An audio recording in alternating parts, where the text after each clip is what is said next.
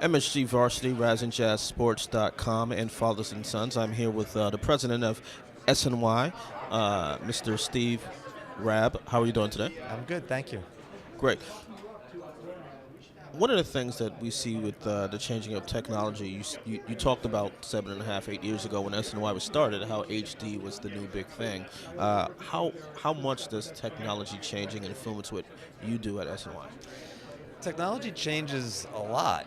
The thing about technology changing in sports is that it's not something that SNY necessarily goes at its own pace. TV Everywhere probably being a good example of that, where the rights don't come to us in across all platforms to do whatever we want. So a lot of times it's working through league or team, or maybe there's something going on at the national level with those networks. So technology is moving fast. It's moved for really fast for the 8 years that we've been around, and how quickly it flows to the local or regional level and we can take advantage of it seems to vary.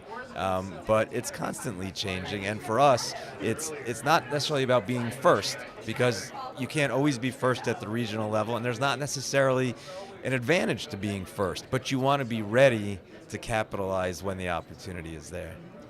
When SNY was started, because of its partnership with the New York Mets, it was a unique partnership. It was a unique challenge. What were some of the challenges that you had, and when deciding this was something that we want to do? Well, it's certainly, the Mets had been with MSG Network for quite a while, and ownership decided that there was some value to be created. You had seen it with Yes Network 2 years, I think 2 years earlier, and they teamed with Time Warner Cable and with Comcast to create. The owners of the Mets, Time Warner, Comcast Cable, Comcast and Time Warner Cable decided that there was something we could do. While it wouldn't be as Mets focused as some of the other regional networks are, it was going to be New York sports focused. We were going to serve Mets fans, we believed, better than they had ever been served in the past, which is no knock on MSG. It really was a matter of we had more time and more resources to put against it, but we wanted to be bigger than that. We wanted to take the New York sports position, and it's worked out really nice. But certainly one of the challenges becomes distribution. You have 5 or 6 distributors who, provide most of the homes in our region, and would we be able to partner with them in a way that worked for everybody? And we did. It really worked out nicely.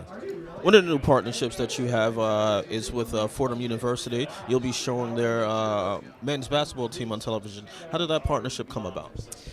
So, sports is local. Sports is tribal. Sports at its core is local.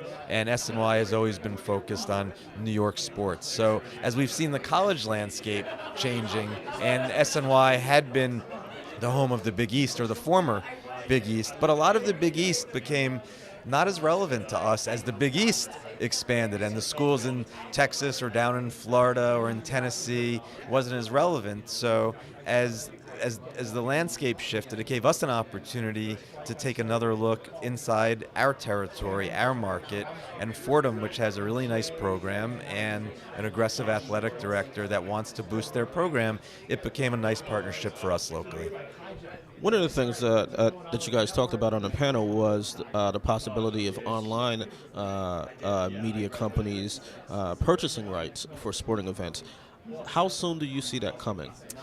Well, like we talked about on the panel, I think meaningful sports content, we're probably a cycle away, and since the current deals for the most part are going out another 10, 12 years, I agree with what Doug Perlman said. I think the next cycle is probably a good 10 years away. All right, thank you very much for your time. Thank you.